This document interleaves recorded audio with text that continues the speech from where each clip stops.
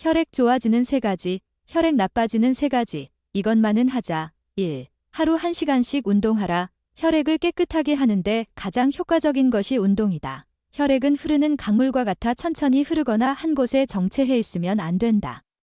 운동으로 혈액이 온몸을 빠르게 순환하면 혈액 내 나쁜 물질은 걸러지고 좋은 물질은 늘어난다. 분당 서울대병원 내분비내과 임수교수팀이 지난해 미국 임상내분비 대사학 저널에 발표한 논문에 따르면 74명의 여성들에게 10주 동안 일주일에 3번, 1회 1시간씩 재즈 에어로빅, 재즈 댄스와 에어로빅을 합성한 운동을 하도록 한 결과 혈당과 혈중 지지를 낮추는 좋은 호르몬 아디포넥틴은 증가하고 혈당과 지지를 높이는 나쁜 호르몬 RBP4은 줄었다. 임수 교수는 걷기, 달리기, 에어로빅 등 유산소 운동을 하면 당뇨병, 동맥경화증을 유발하는 혈액 속 물질은 감소하고 이를 예방하는 물질은 증가한다고 말했다.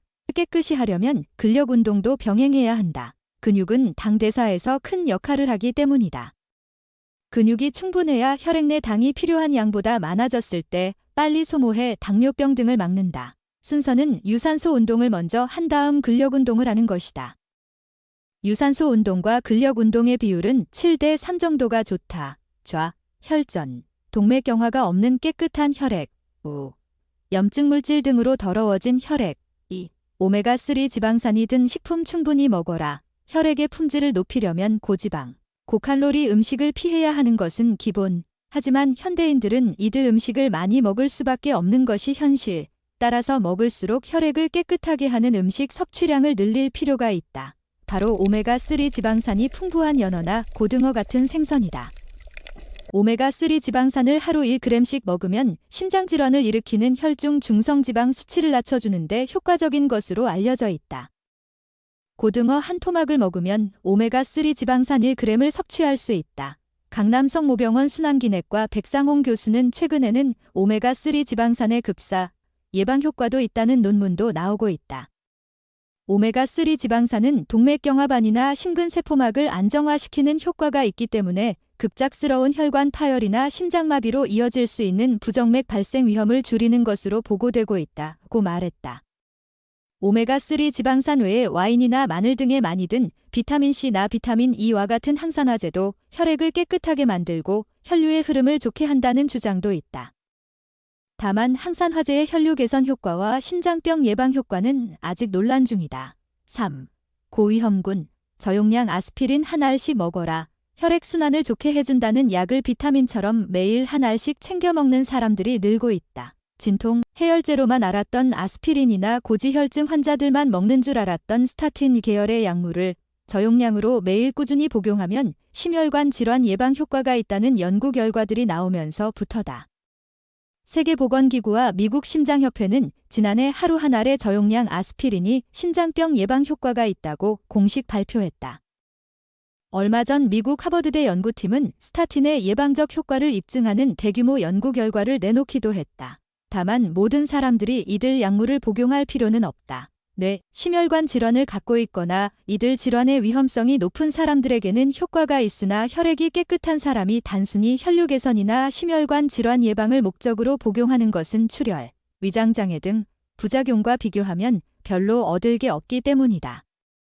삼성서울병원 순환기내과 이상철 교수는 고혈압이 있으면서 비만, 당뇨병을 같이 가지고 있는 사람이나 고혈압이 있으면서 40대 이상이고 담배를 피우는 사람은 아스피린이 도움이 된다. 하지만 심장병 위험인자가 없는 건강한 사람이나 단순 고혈압 환자는 굳이 복용할 필요가 없다고 말했다. 은행잎 추출물을 주성분으로 한 혈류 개선제도 혈액 내 혈소판이 뭉치는 것을 막아 혈전 생성을 억제하고 혈류의 흐름을 좋게 한다고 알려져 있다. 이것만은 하지 마라. 1. 담배 피우지 마라. 담배가 몸에 해롭다는 것을 모르는 사람은 없다. 혈액에도 마찬가지. 담배를 피우면 혈액의 품질이 바닥으로 떨어진다. 흡연을 하면 기관지에 염증이 생겨 혈액 내 백혈구 수치가 올라가고 담배 연기 속 일산화탄소가 헤모글로빈과 결합해 보상작용으로 적혈구가 많이 만들어진다.